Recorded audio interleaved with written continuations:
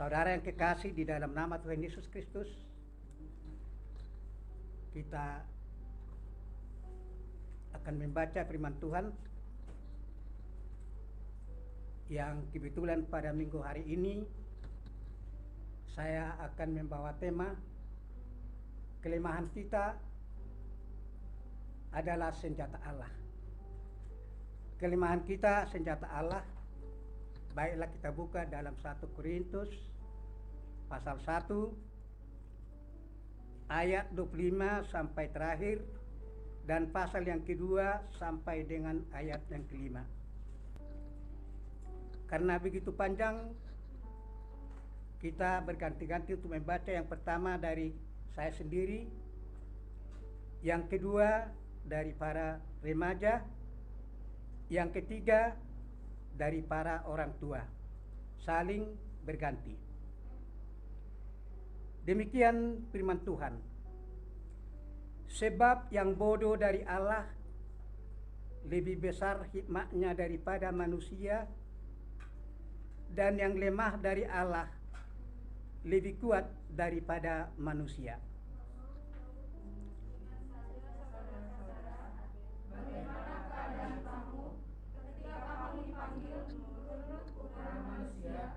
Tidak banyak orang yang bijak, tidak banyak orang yang berpengaruh, tidak banyak orang yang terpandang.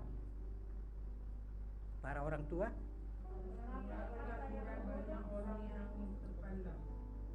Dipilih Allah untuk memaafkan orang-orang yang berhikmat, dan apa yang kaya bagi bagiannya dipilih Allah untuk memalukan apa yang kuat. dan apa yang tidak terpandang dan yang hina bagi dunia dipilih Allah. Bahkan apa yang tidak berarti dipilih Allah untuk meniadakan apa yang berarti. Supaya jangan ada seorang manusia pun yang memegahkan diri di hadapan Allah.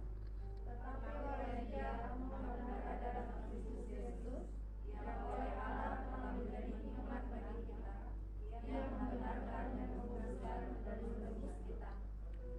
Karena itu seperti ada tertulis, barang siapa yang bermegah, hendaklah ia bermegah di dalam Tuhan. Para remaja, pasal 2 sampai dengan pasal yang kedua sampai dengan ayat kelima. Silakan. Saudara-saudara, aku tidak datang dengan kata-kata yang indah atau dengan hikmat untuk menyampaikan kesaksian Allah kepada kamu, sebab aku telah memutuskan untuk tidak mengetahui apa-apa di antara kamu selain Yesus Kristus, yaitu Dia yang disalibkan. Aku juga telah datang kepadamu dalam kelemahan dan dengan sangat takut dan gentar. Baik perkataanku maupun pemberitaanku tidak aku sampaikan dengan kata-kata hikmat yang meyakinkan, tetapi dengan keyakinan akan kekuatan Roh, supaya iman mengajarkan kepada kita manusia, tetapi pada kekuatan Allah. Demikian firman Tuhan. Memang agak panjang, tapi supaya kita mengerti tentang tema tadi, kelemahan kita senjata Allah. Beberapa minggu yang lalu yang menyampaikan firman Tuhan menyatakan kepada kita bahwa setiap murid Yesus harus taat dan berkomitmen, siap menyangkal diri dan siap memikul salib. Demikian juga pada hari Rabu kemarin pada PRT, intinya dikatakan supaya kita selalu bersyukur dan seperti daun pohon yang jatuh selalu menghijau. Sementara kemarin pada sermon dalam pelayanan firman Tuhan atau untuk melayani pada minggu ini, kita semua dipanggil untuk setia. Kita semua dipanggil untuk setia, bukan untuk berhasil.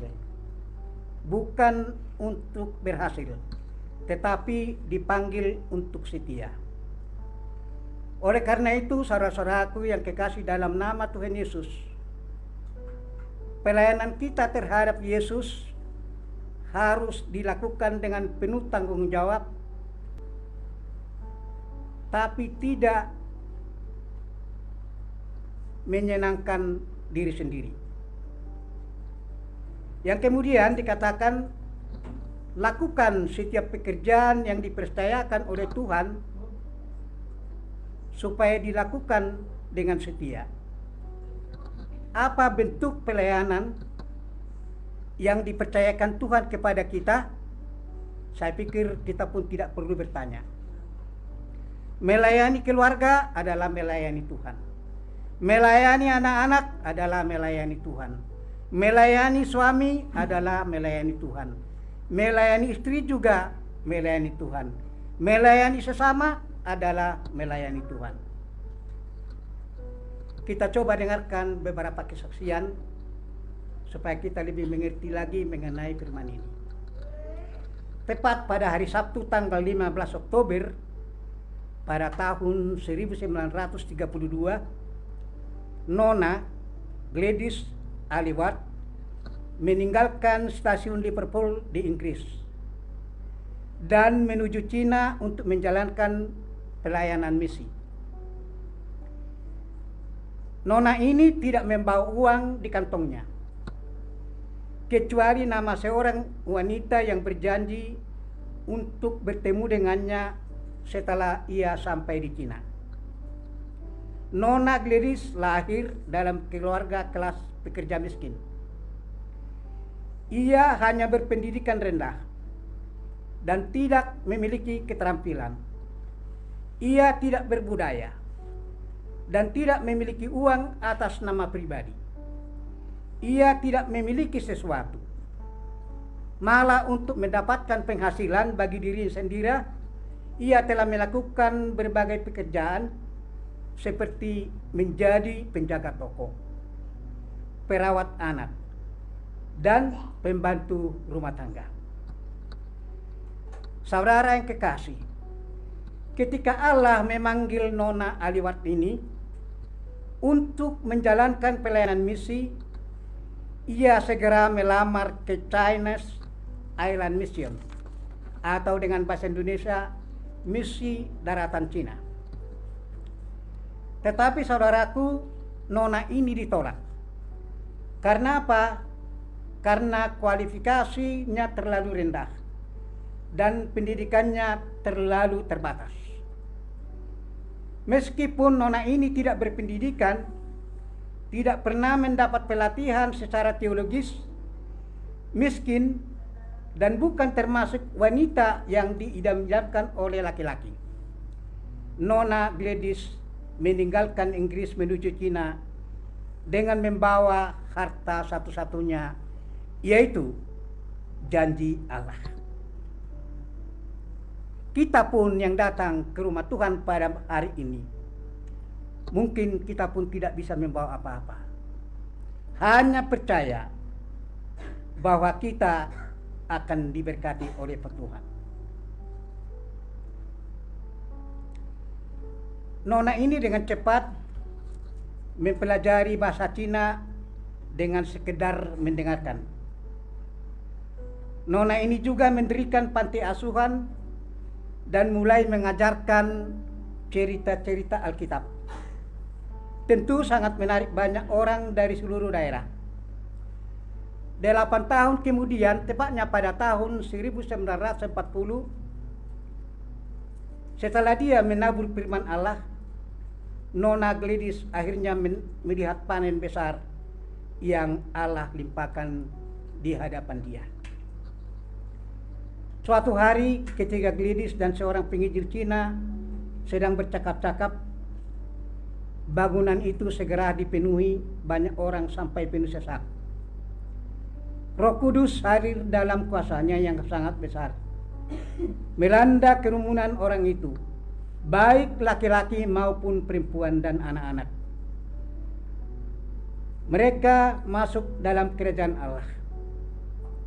Allah memakai wanita yang tidak berpendidikan dan tidak terlatih ini bukan karena ia bijaksana, bukan karena ia penuh kuasa atau mulia. Allah memakai dia karena ia lemah. Allah tidak memakai dia karena ia memiliki kelemahan manusiawi yang menonjol, tetapi karena kelemahannya Allah mampu menunjukkan kuasanya dan melakukan pekerjaan yang sungguh ajaib. Saudara yang kekasih di dalam nama Tuhan Yesus, jalan Allah bukan jalan manusia. Jalan Allah bukan jalan manusia. Ketika manusia mencari seseorang untuk melakukan pekerjaan yang sangat besar atau untuk menyelesaikan suatu tugas yang besar, tentu ia akan memilih orang yang cerdas, yang memiliki kekayaan, yang memiliki gengsi, dan juga yang memiliki kedudukan. Tapi itu bukan cara Allah. Ketika Allah mencari manusia untuk melakukan pekerjaan yang besar, Allah tidak berjalan menuju aula lembaga akademis dan memeriksa transkrip untuk mendapatkan orang yang terbaik dan yang paling cerdas.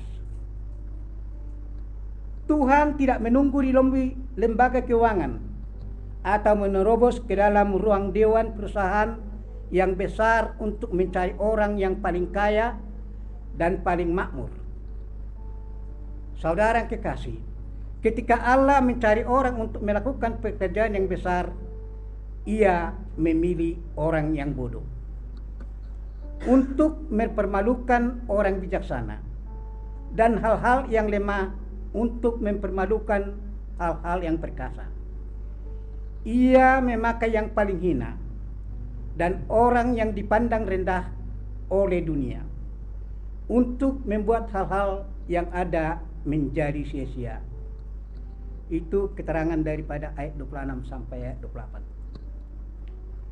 Saudara yang kekasih, menurut Allah, orang terbesar yang pernah hidup selain Yesus Kristus adalah Yohanes Pembaptis. Ia tidak memiliki pendidikan formal, tidak terlatih dalam perdagangan atau profesi apapun, tidak memiliki uang, tidak memiliki pangkat militer, tidak memiliki kedudukan politis, tidak memiliki garis silsilah keluarga yang terkenal, tidak memiliki gengsi, tidak memiliki penampilan yang mengesankan, ataupun karunia berpidato. Namun saudaraku, Yesus berkata, sesungguhnya di antara mereka yang dilahirkan oleh perempuan tidak pernah tampil seorang yang lebih besar daripada Yohanes Pembaptis. Sesungguhnya di antara mereka yang dilahirkan oleh perempuan tidak pernah tampil seorang yang lebih besar daripada Yohanes Pembaptis. Nanti bisa kita baca dalam Matius 11 ayat yang ke-11. Di mata dunia,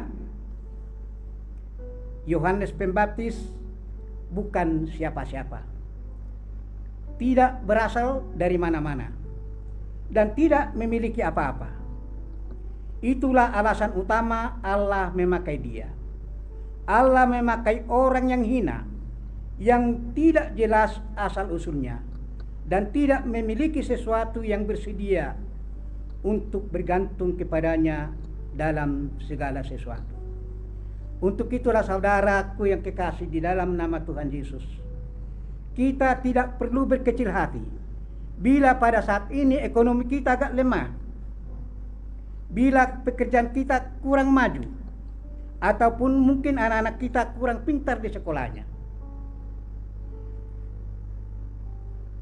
Kita tetap berharap bahwa Tuhan akan memberikan sesuatu yang sungguh ajaib kepada kita semua. Di dalam ayat yang ke-26 sampai 28, Allah memakai kelemahan kita. Salah satu prinsip paling jelas dalam Alkitab adalah Allah memakai hal-hal yang lemah.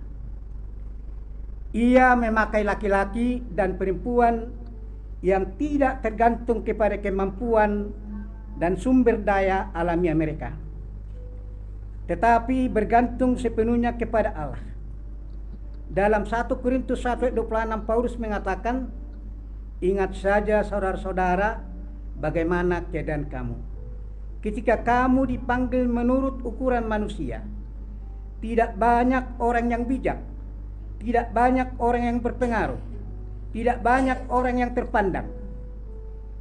Paulus tidak mengatakan bahwa Allah tidak memakai orang yang bijak, orang yang berpengaruh, atau orang yang terpandang. Tetapi Ia tidak memakai mereka dalam jumlah banyak. Allah hanya memakai orang yang bijak, berpengaruh, dan terpandang ketika mereka tidak lagi bergantung kepada kemampuan dan sumber daya alam mereka, tetapi kepada Allah. Dengan kata lain, Allah tidak memakai orang yang berbakat, memiliki kualifikasi yang hebat, jenius secara intelektual, orator yang cakap, orang yang makmur secara finansial, atau yang memiliki banyak bakat sampai ia melepaskan ketergantungannya pada hal-hal itu dan harus bergantung sepenuhnya kepada Allah. Hanya pada saat orang bersedia untuk tidak menjadi siapa-siapa dan tidak bergantung pada apapun kecuali kepada Allah, kita bisa menjadikan Allah segala-galanya. Hanya pada saat Allah menjadi segala-galanya, Ia bersedia menunjukkan kuasanya kepada kita. Yesaya 40 ayat 29 mengatakan, Ia memberi kekuatan kepada yang lelah dan menambah semangat kepada yang tidak berdaya. Dikatakan dalam 2 Korintus pasal 3 ayat ke-5, dengan diri kami sendiri, kami tidak sanggup untuk memperhitungkan sesuatu seolah-olah pekerjaan kami sendiri. Tidak, kesanggupan kami berasal daripada Allah. Dengan kata lain, pada saat kita melihat ketidaklayakan, ketidakmampuan, dan ketidaksanggupan kita, kita akan melihat kemampuan Allah.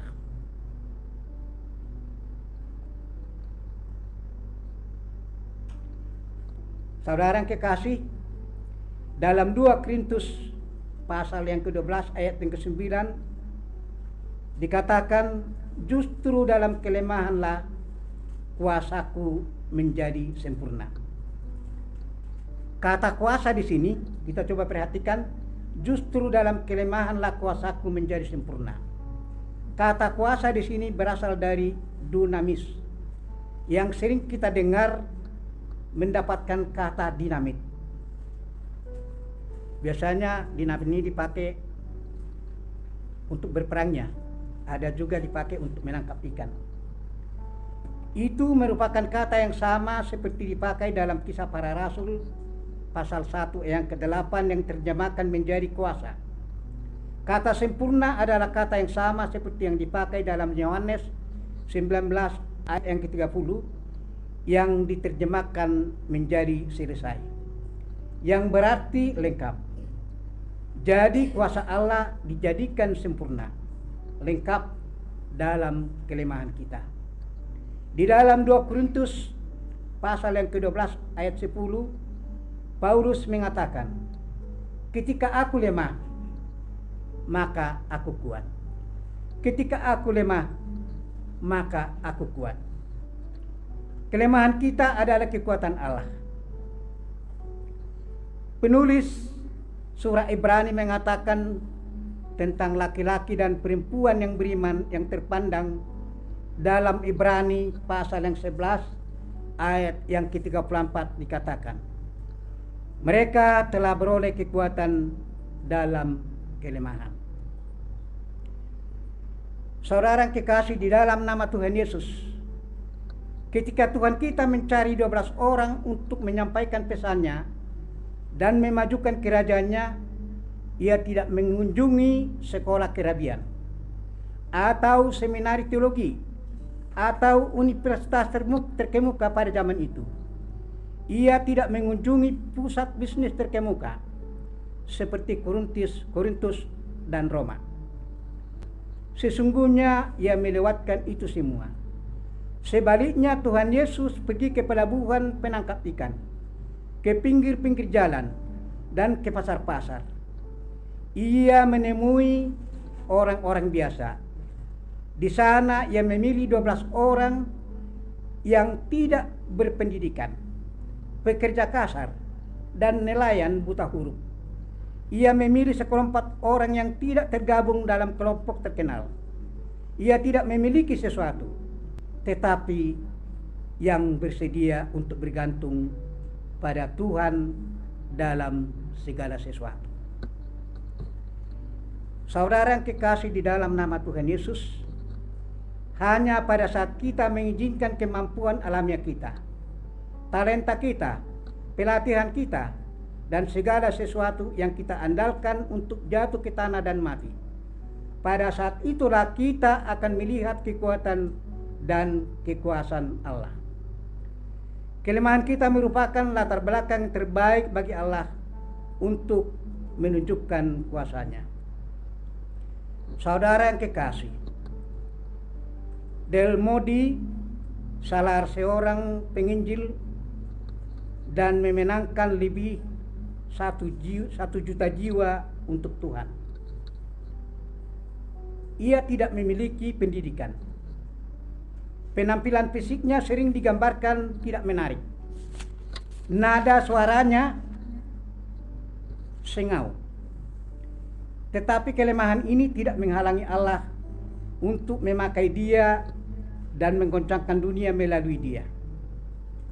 Dalam suatu kesempatan, wartawan yang ditugaskan untuk meliput kampanye Moody dan menemukan rahasia kuasa dan pengaruhnya yang luar biasa atas semua orang dari segala lapisan masyarakat menulis, "Saya tidak bisa menemukan apa-apa dalam diri Moody yang bertanggung jawab atas karya yang luar biasa." Ketika mendengar hal itu, Moody tertawa dan berkata, "Tentu saja tidak, karena ini adalah pekerjaan Allah, bukan pekerjaan saya." Kelemahan Moody menjadi senjata Allah. Saudara yang kekasih dalam nama Tuhan Yesus, kita pun jangan berkecil hati kalau kita dalam keadaan lemah. Kelemahan juga tentu menuntut kerendahan hati. Dalam ayat selanjutnya, Paulus memiliki segala kelebihan dalam kehidupannya. Ia dilahirkan sebagai warga negara Romawi yang memberi dia keuntungan yang unik dalam hidupnya. Ia adalah penduduk Tarsus, salah satu kota paling besar pada masa itu. Ia dilahirkan dalam keluarga yang kaya. Ia fasih berbahasa Yunani, berbahasa Ibrani, dan Aram.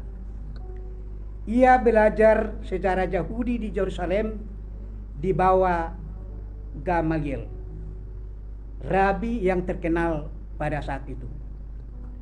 Ada pendapat Rasul Paulus ini belajar filosofi di Universitas Tarsus dan mendapatkan 2 gelar yang sejajar dengan gelar PhD. Ia terampil dengan pekerjaan tangan dan menjadi pembuat tenda. Paulus bukan hanya berpendidikan, kaya, berbudaya tinggi, dan terampil. Ia juga sangat giat dalam imannya.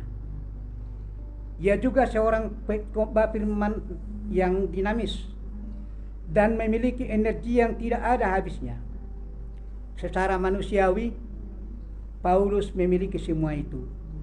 namun ia sama sekali tidak menaruh keyakinannya pada semua hal itu. Paulus berkata, demikian pula ketika aku datang kepadamu saudara-saudara, aku tidak datang dengan kata-kata yang indah atau dengan hikmat untuk menyampaikan kesaksian Allah kepada kamu. Sebab aku telah memutuskan untuk tidak mengetahui apa-apa di antara kamu selain Yesus Kristus, yaitu Dia yang disalibkan. Aku juga telah datang kepadamu dalam kelemahan dan dengan sangat takut dan gentar. Baik perkataanku maupun pemberitaanku tidak kusampaikan dengan kata-kata hikmat yang meyakinkan, tetapi dengan keyakinan akan kekuatan roh. Itu tertulis di dalam 1 Korintus pasal yang kedua ayat 1 sampai dengan 4. Saudara-saudara yang kekasih, saya teringat pada waktu PRT, Bapak Gembala atau yang memimpin sering menantang para jemaat untuk bersaksi. Saya sendiri kurang mengetahui apakah karena malu atau kata-kata yang kurang pintar menyampaikan, saya kurang tahu. Karena apa? Setiap kita pasti punya kelemahan, punya kelebihan. Paulus mengatakan, saya takut dan gentar untuk menyatakan firman Tuhan. Padahal tadi dikatakan dia adalah sarjana terkemuka. 2, dia punya gelar. Anak orang kaya, berbudaya, tapi sangat takut untuk menyampaikan firman Tuhan. Dikatakan tadi bahwa dia hanya dengan keyakinan akan kekuatan Roh Kudus, sehingga dia memberanikan untuk menyampaikan firman Tuhan. Demikian juga kita, saudara-saudaraku, bila kita diajak untuk bersaksi, sama dengan menyampaikan firman Tuhan. Itulah tugas kita sebagai jemaat Tuhan, untuk menyampaikan kebenaran firman Tuhan. Bukan hanya di depan ini untuk menyampaikan firman Tuhan. Kesaksian hidup kita pun merupakan penyampaian firman Tuhan. Itulah saudaraku kerendahan hati. Orang yang rendah hati menyadari ketidakmampuannya dan ketidaksanggupannya sendiri, dan bergantung semata-mata kepada Allah. Paulus berkata tentang dirinya sendiri, disunat pada hari ke-8 dari bangsa Israel, dari suku Benyamin, orang Ibrani asli. Tentang pendirian terhadap hukum Taurat, aku orang Farisi. Tentang kejahatan, aku penganiaya jemaat. Tentang kebenaran dalam menaati hukum Taurat, aku tidak bercacat. Tetapi apa yang dulu merupakan keuntungan bagiku, sekarang kuanggap rugi karena Kristus. Dengan kata lain, saudara-saudara, kita pun dituntut pada hari ini. Mungkin kita kadang-kadang bersuara yang tidak enak bagi saudara kita, bagi suami kita, bagi istri kita, menjadi penghalang untuk menyampaikan kebenaran firman Tuhan. Tetapi katanya Paulus, sekarang kuanggap rugi karena Kristus. Saya berlari-lari ke depan untuk mencapai garis finish. Saya tidak mengingat apa yang terjadi di belakangku. Jadi mulai hari ini, saudara-saudara kekasih, kalaupun kita tadi malam mungkin bertengkar dengan suami istri, memarahi anak-anak, mari kita tinggalkan. Kita berlari menuju garis finish, yaitu kerajaan Allah. Dengan kata lain, hal itu tidak berarti bagi Paulus. Ia menyadari ketidakmampuannya dan ketidaksanggupannya, dan bergantung sepenuhnya kepada Allah. Orang yang rendah hati menyadari bahwa Allah menentang orang yang congkak, tapi mengasihani orang yang rendah hati. Yakobus 4 ayat yang ke-6. Allah menentang orang yang congkak, tetapi mengasihani orang yang rendah hati. Orang yang rendah hati memiliki penilaian terhadap diri sendiri yang tepat, dan makin tua ia menjadi makin lemah atau makin jujur dalam penilaiannya. Dalam 1 Korintus pasal 15 ayat ke-9, Paulus mengatakan, "Aku adalah yang paling hina dari semua rasul. Aku adalah yang paling hina dari semua rasul." Beberapa waktu kemudian dalam hidupnya ia mengatakan bahwa ia lebih hina daripada orang-orang kudus. Kemudian tepat sebelum kematiannya ia berkata, "Kristus telah datang ke dalam dunia untuk menyelamatkan orang-orang berdosa." Haleluya. Di antaranya kata Paulus, "Saya yang paling besar dosanya." Orang yang rendah hati memiliki penilaian yang tepat terhadap diri sendiri. Ia menyadari bahwa kecerdasan, keterampilan, pengalaman dan posisi dalam kehidupannya semua sama sekali tidak berarti apa-apa terlepas dari kuasa supernatural Allah yang memampukan. Jika kita tidak memiliki penilaian tentang diri sendiri yang sungguh tepat, maka Allah memiliki cara untuk membawa kita kembali pada realitas. Allah sangat ingin menyatakan kuasanya dalam diri kita, sehingga kita memandang diri kita sendiri secara berlebihan. Artinya, ketika kita mulai mengambil pujian yang seharusnya untuk Allah, ketika kita mulai menepuk dada atas pekerjaan yang terlaksana dengan baik, Allah punya cara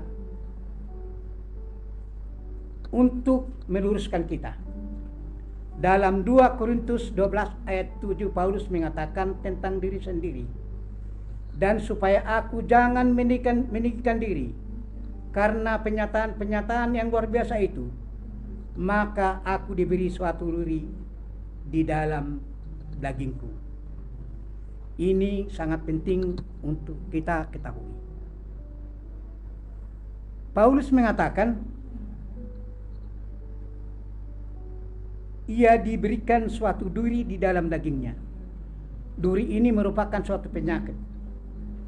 Dengan kata lain, untuk membuat Paulus tetap rendah hati, lemah, dan bisa dipakai Allah. Allah mengirimkan kesulitan. Paulus menyebut kesulitan itu duri dalam daging. Apakah duri itu sesungguhnya?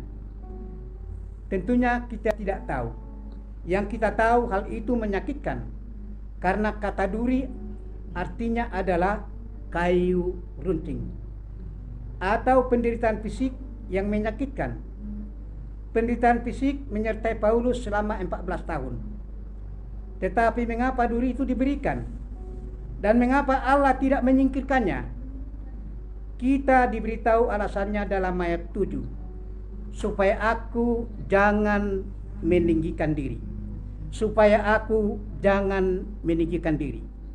Nah, mungkin buat kita yang hadir pada saat ini juga, bila kita mungkin mengalami suatu sakit penyakit, suatu kelemahan, supaya kita jangan meninggikan diri di hadapan Allah, supaya ia tidak kehilangan kerendahan hati dan kelemahannya, lalu kehilangan kuasa Allah.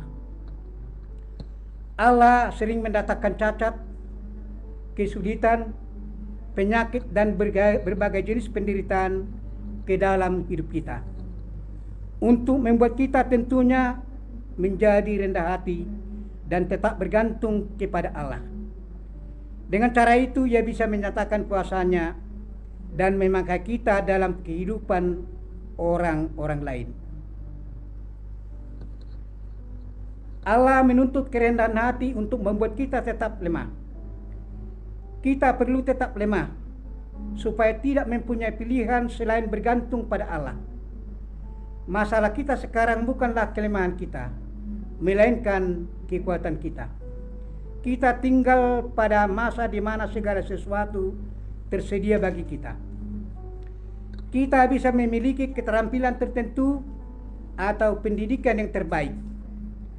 Kita bisa belajar memainkan berbagai instrumen musik.